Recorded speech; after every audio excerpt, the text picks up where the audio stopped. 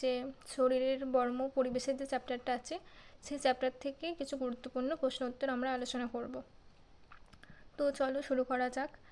তো প্রথম এর প্রশ্নটা দেখো, চামড়া দিয়ে আমাদের কি কি জিনিস তৈরি হয়? ব্যাগ, জুতো, বেল্ট প্রভৃতি। মানুষ চামড়ার ব্যবহার কমাচ্ছে কেন? আজকাল চামড়ার অনেক বিকল্প তৈরি হওয়ায় মানুষ চামড়ার ব্যবহার কমাচ্ছেন। কোন প্রাণীর চামড়া সবচেয়ে পুরু? গন্ডারের চামড়া। আমাদের শরীরের বর্ম কোনটি? চামড়া বা ত্বক হলো আমাদের শরীরের বর্ম। চামড়ার নিচে কি কি আছে? চামড়ার নিচে আমাদের শরীরের মাংসপেশি, নার্ভ, শিরা, ধমনী আছে। 6 নম্বর প্রশ্নটা দেখো, চামড়া বা ত্বককে আমরা বর্ম কেন বলি? এটা একটা ভালো প্রশ্ন।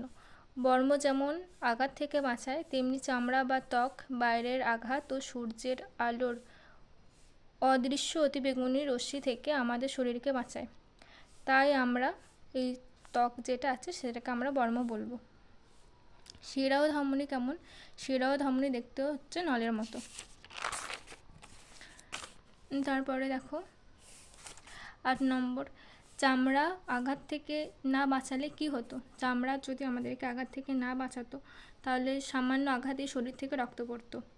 চামড়ার নিচে ফুলে থাকা কি দেখা যায়? শিরা দেখা যায়, আর এই শিরাগুলোর অনেক শাখা প্রশাখাও থাকে। 10 নম্বরেরটা, একসময় চামড়ার কি কি ব্যবহার হতো?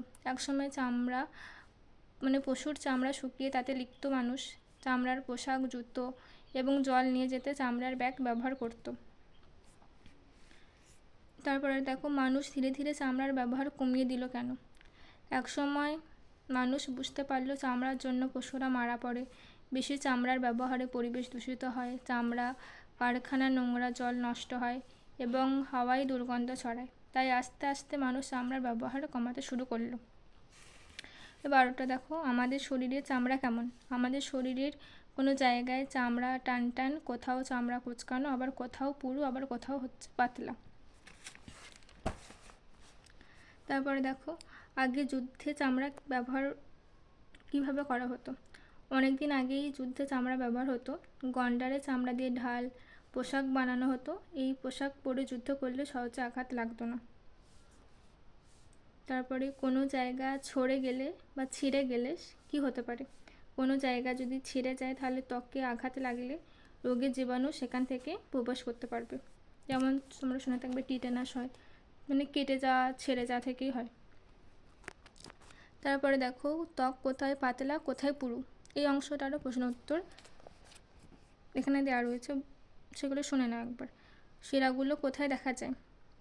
যেহেতু কি ওই আগের অংশটা আর এই অংশটা রিলেটেড, তো সেজন্য একসঙ্গে এই প্রশ্ন উত্তরগুলো দিয়ে দিলাম। যেখানে চামড়া পাতলা সেখানে শিরাগুলো দেখা যায়। কোন স্থানে শিরাগুলো দেখা যায়? চামড়া দেখা যায় না, চামড়া যেখানে মোটা সেখানে শিরাগুলো দেখা যায় না। তারপর 3 নম্বরে দেখো, আমাদের হাতের কোন দিকটা বেশি ঘষাঘষি হয়? আমাদের হাতের চেটোর দিকটা বেশি ঘষাঘষি হয়। আমাদের পায়ের তলার চামড়া কেমন? আমাদের পায়ের তলার চামড়া বেশ পুরু। গোড়ালি চামড়াটা তাহলে পুরু হওয়া কেন? আমরা হাঁটাহাঁটি করি, সেজন্য গোড়ালির ওপর শরীরের সব ভার পড়ে, তাই গোড়ালি চামড়া পুরু হয়।